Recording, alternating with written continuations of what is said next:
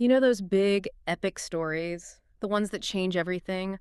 It's funny how often the real turning points, the moments that really matter, aren't always the huge battles. Right. Sometimes it's quieter, a really intense conversation maybe, like a first meeting, Yeah. when the stakes are just incredibly high. Exactly. That moment where something just clicks Mm-hmm. or doesn't, where trust is on the line. That's exactly where we're heading today. We are doing a deep dive into the Riders of Rohan. It's book 3, chapter 2 of the Two Towers, a really Like key chapter. absolutely foundational. And look, it's definitely a thrilling chase scene, no doubt about that. One of the best. But it's so, so much more, isn't it? It's this moment where a really personal quest kind of slams right into the big picture. Yeah, the whole geopolitical mess of Middle Earth at war. And it's where trust, well, it isn't just handed over, it has to be earned.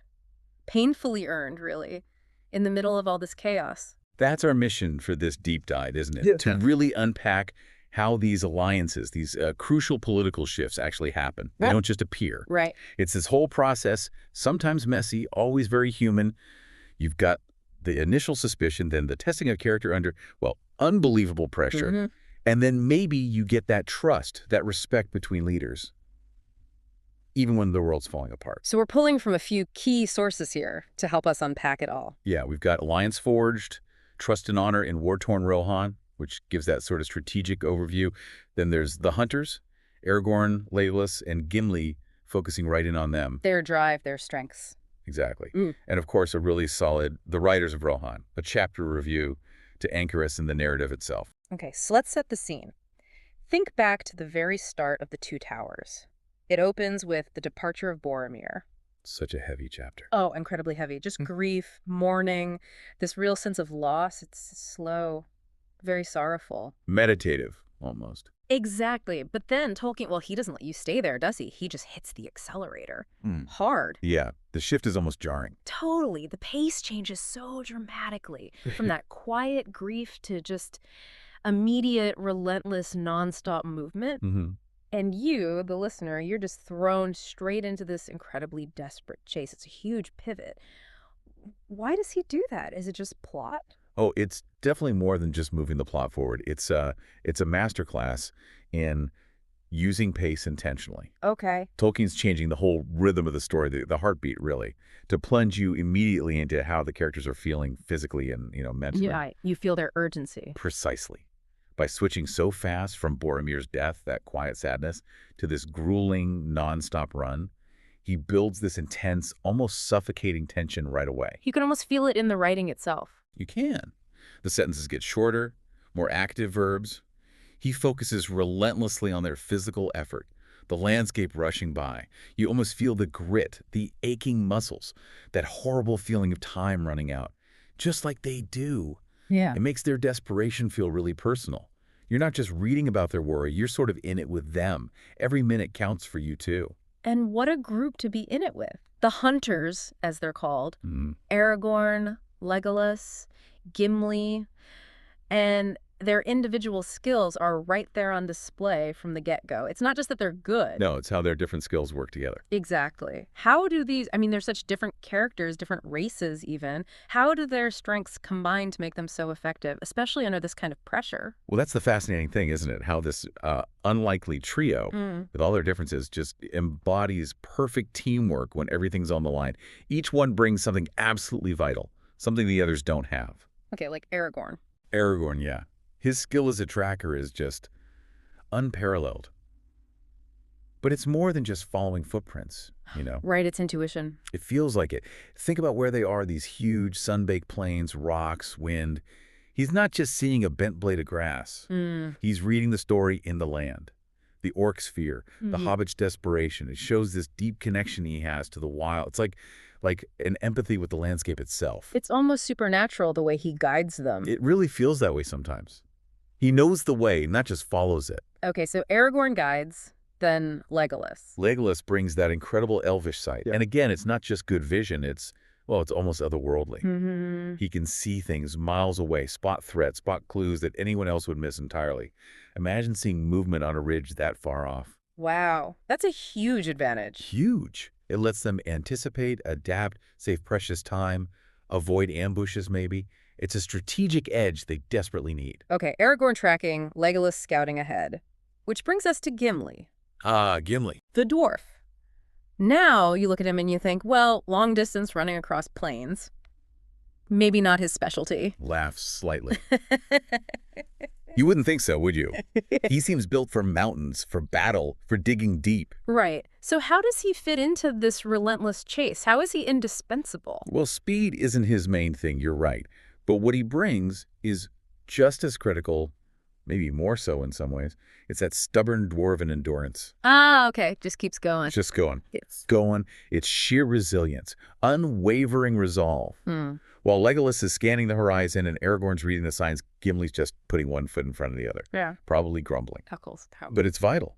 When the others might start to flag physically or mentally, Gimli's stamina, his ability to just endure, it's the backbone.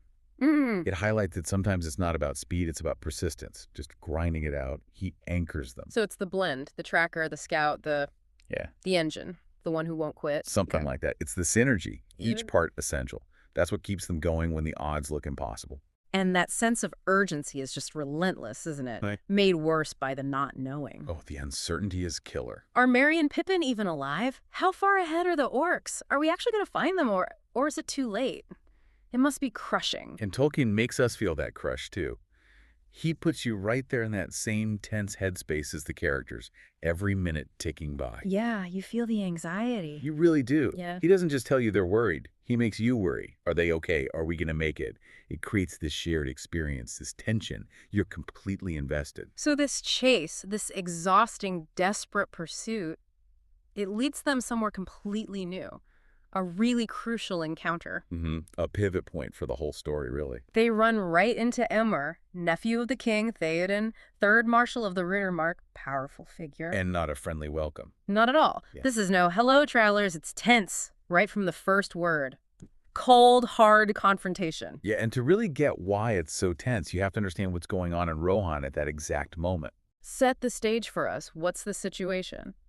Well, Rohan isn't some peaceful kingdom they've stumbled into. It's described as a land deeply affected by war. Deeply. Okay. Saruman's forces are raiding across the borders, burning, killing, orcs and Dunlendings. Okay. And there's corruption within Rohan, too, thanks to Wormtongue. Right. Grimma's influence on Theoden. Exactly. And looming over all of that is the shadow of Mordor to the east.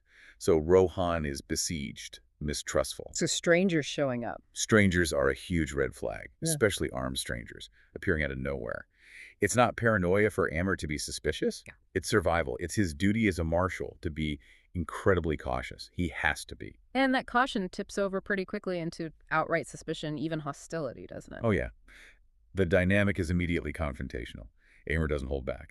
His questioning is sharp, direct, demanding. What kind of things does he demand to know? Everything. Who are you? Why are you here, in the heart of our land? Whose side are you on in this war? Are you spies? He even challenges their right to be armed, right? Yes, which is a major point for the Rohirrim. Being armed on their soil without permission. That's a serious challenge to their sovereignty, their honor code. He wants names, business, allegiances. No messing around. And you see right away the Rohirrim culture. This proud, ancient warrior society. Where loyalty and territory are everything. Absolutely paramount. So this isn't just a chat, it's a test, a dangerous test. Their lives are potentially on the line based on how they answer, how they carry themselves, especially Aragorn. And this is just, it's such a key Aragorn moment, one of his first really commanding moments in the whole story, I think. I agree. It's pivotal for his character arc. Because he doesn't plead, he doesn't try to flatter Éomer or talk his way out of it. He doesn't even seem scared. He just steps up. Exactly. His response is powerful because it's filled with dignity, it's confident, it comes from somewhere deep. He doesn't bargain. No. In that really volatile moment, he reveals who he is. I am Aragorn, son of Arathorn, heir of Isildur. And that's not just dropping a famous name, is it? Not at all. It's an assertion of ancient right, of authority, of a legacy and a responsibility that, goes way beyond this current squabble. He basically demands trust, not as a beggar asking for help. But as someone with a right to ask. As a king, essentially. As one rightful to kingship, exactly. And that direct claim, that assertion of who he is and what he represents, It just shifts the power dynamic in the air. You can almost feel it. And Éomer, he feels it too. He does. It's that moment, that recognition of something inherent in Aragorn, something noble, that earns Éomer's respect almost instantly. Éomer, being a man of honor himself, recognizes it. It's amazing, though. Éomer's ready for a fight, and Aragorn just declares his lineage. Why does that work? Why doesn't it just make Éomer angrier? Like, who does this guy think he is? That's a great question. I think it speaks volumes about both of them and about Rohan's culture. Okay. Aragorn instinctively understands that with someone like Éomer, a proud warrior leader from a society built on honor, lineage, strength, trying to wheedle or negotiate won't work, might even be seen as weak. Right. You meet strength with strength. Or dignity, maybe. Dignity, exactly. Yeah. Substance. Éomer recognizes leadership when he sees it. Aragorn isn't performing kingship. He just is. He presents himself as he is with his destiny clear. It's that idea of leadership by presence. Precisely. He doesn't win Éomer over with clever arguments or flattery. He commands respect simply through his bearing, his dignity, his inherent quality. It's a really profound kind of leadership, isn't it? Influence, not through persuasion, but through sheer character, through self-possession. It bypasses argument and connects on a deeper level. A level of shared understanding about honor, maybe? Valor? I think so. That resonates deeply with Éomer's own code. He sees something true and legitimate in Aragorn, and he responds to it. But just as that respect seems to be forming, just as the tension maybe eases a tiny bit, Éomer hits them with that absolute devastating news. Yeah, the timing is brutal. He tells them his riders, his Eärd, already dealt with the orc band they were chasing. They wiped them out. Victory for Rohan. But then the gut punch. No sign of the hobbits. No trace, he says.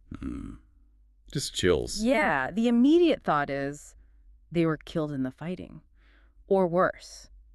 It just feels like all that running, all that hope, potentially for nothing. It's a crushing blow for the trio, and for us listening. It really tests that whole theme of the fragility of hope, doesn't it?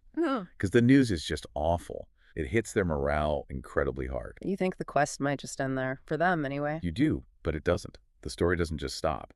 It forces them, the heroes, to confront that possibility, that awful possibility of failure, and they have to adapt. They have to find a new reason to keep going, even when their main goal seems lost. So it tests their resolve in a totally different way, not just physical anymore. Exactly. It's emotional devastation, that sudden, cold emptiness when hope is just snatched away. It's despair, but somehow they have to push through it. New paths have to emerge from that wreckage. And then right after delivering this terrible news, Éomer does something completely unexpected. Yeah, considering the laws of Rohan, considering the danger. It flies in the face of everything. Protocol, caution, maybe even direct orders from the king or Wormtongue's influence. What does this decision tell us about Éomer? It feels huge. Oh, it's absolutely defining for Éomer. It shows his true quality. He's not just some rigid soldier following orders. The text paints him as a man of honor willing to take risks for what he believes is right. He sees something more important than the rules? He does. He's not a blind follower, especially when faced with someone like Aragorn, someone he now respects deeply. His specific action here, it's massive. He lends them horses. Hasogil and Erod. Even though he's explicitly forbidden to aid strangers without the king's leave, he breaks the law. Why? Just because he respects Aragorn? That's the core of it. That respect Aragorn earned just moments before. It shows Éomer's independent judgment, his ability to see true character. His personal honor code tells him this is the right thing to do, even if the rules say otherwise. He trusts his gut. He trusts Aragorn. He does. He sees the bigger picture, maybe. Or at least he sees the worth and the courage in Aragorn and his companions, and he acts on that conviction, a principled risk. And that single act, that risk, that moment of trust, it echoes, doesn't it? It has huge consequences down the line. Absolutely massive. Yeah. It's the spark. It's the very beginning of the alliance between Rohan and Gondor, effectively, between Éomer and Aragorn. An alliance that becomes crucial for the whole War of the Ring. Utterly crucial. It's not just a nice gesture. It's described as an act of trust and shared purpose that forms a significant foundational alliance. Wow. And it's fascinating how this incredibly tense, almost violent first meeting blooms into this vital partnership, all because of that mutual recognition of honor. It really is one of the great first meetings in Tolkien. Definitely. It shows how respect, earned the hard way, can lay the groundwork for history-changing events. Without Éomer taking that chance, the war could have gone very differently. It really underscores the power of individual choice and leadership. #TagTagV. Oh. Deeper dives into themes in Tolkien's craft. Let's circle back to that theme we mentioned, trust mid-war. Mm. This whole encounter really hammers home how difficult, how incredibly risky it is to trust anyone new when everything's falling apart, when deception could be anywhere. It does, very powerfully. The story shows that choosing to trust a stranger in wartime is, well, it's both risky and heroic. Risky because Because you could be wrong. Eomer could have been totally mistaken about Aragorn. He could have been aiding an enemy, bringing disaster on his people, facing terrible punishment himself. It's a massive gamble. but heroic because Because it's often necessary. It's that leap of faith required to build bridges, to find unexpected strength, to forge alliances that might be the only path to survival. Yeah. It's about believing something good, some shared value, can still exist and connect people, even in the darkest times. It's fighting against that urge to just isolate and suspect everyone. Exactly. It's a brave step towards connection in a world trying to tear everything apart. And beyond just the plot mechanics and character moments, this chapter is just brilliant world building, isn't it? Oh, absolutely. Tolkien doesn't just move the characters. He immerses you in Rohan. You really get a feel for the Rohirrim. They're not just generic guys on horses. Not at all. He gives them such a distinct culture, their own way of speaking, that strict code of honor. It feels ancient, real. Their speech patterns are quite distinctive. Yeah, that sort of Anglo-Saxon cadence people call it. It's formal, a bit archaic maybe, full of alliteration sometimes. It really emphasizes their warrior traditions, their deep connection to their land, the Riddermark. You feel rooted. Completely. And because they feel so real, so distinct, the alliance they eventually form with Aragorn feels much more significant. It's not just two armies teaming up. It's a meeting of cultures, grounded in shared values like courage and loyalty. You understand why Eomer reacts the way he does to Aragorn's presence. Precisely. Yeah. Because you understand the Rohirrim code, their appreciation for true nobility and strength. And just thinking about Tolkien's writing itself, the pacing in this chapter is incredible. Not just the initial jolt, but how he manages the flow throughout. It really is masterful. You get these beautiful shifts in pacing that keep you totally hooked. From the chase. Right? That steady, exhausting chase where you feel every mile. Yeah. And it snaps into that taut, almost suspicious diplomacy with Eomer. Suddenly it's all about words, tension, reading the room. Uh-huh. And then once Eomer makes his choice, it shifts again, back to forward motion, but now with renewed purpose. Hope might be fragile, but they have horses, they have a direction. He matches the prose style to the action, too. He does. Short, sharp sentences for the chase. More formal, weighty dialogue for the confrontation. It pulls you deeper into the emotional state of each scene. It's a brilliant storytelling. And looking at the bigger picture, this chapter really is a major turning point in the Two Towers. How so, specifically? Well, first, it properly introduces a new realm and culture. We get our first real look at Rohan and the Rohirrim. The world expands dramatically. Second, it hugely expands the political scope. We move beyond just the Fellowship's immediate problems into the wider wars engulfing Middle-earth. We see how personal quests intersect with these massive conflicts. And third? Third, and maybe most importantly, it sets up alliances that will echo right into the final book, The Return of the King. This meeting is the seed for crucial future events. Like Helm's Deep, Pelennor Fields. Exactly. And finally, you see our heroes, Aragorn, Legolas, Gimli. They grow here, not just using their skills, but learning how to navigate trust, leadership, diplomacy in a land that's completely alien to them. Especially Aragorn. That moment with Eomer is a huge step for him. A massive step on his path to becoming the king he's meant to be. Hashtag tag outro. So wrapping up our deep dive on the Riders of Rohan, Oh. we've really seen how complicated forming an alliance can be, haven't we? It's a whole process. Suspicion, testing, then maybe trust. And we saw that incredible power of leadership by presence, that sort of quiet authority Aragorn shows. Yeah, not about shouting the loudest. And just the sheer courage it takes from someone like Eomer to offer trust when everything screams caution. In wartime, especially. It really highlights how these vital partnerships, the ones that change things, often start in the most unexpected ways, not always part of some grand plan. Right. And it makes you think, doesn't it? True leadership, like we saw here, maybe it doesn't always come from the established rules or the official power structures.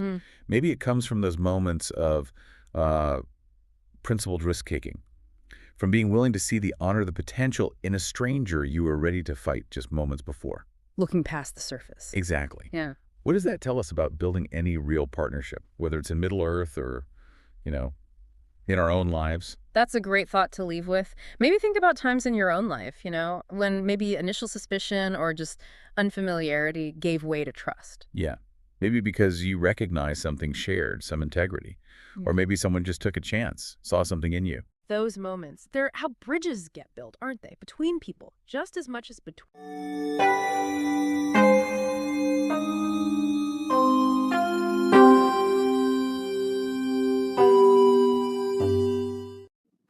Me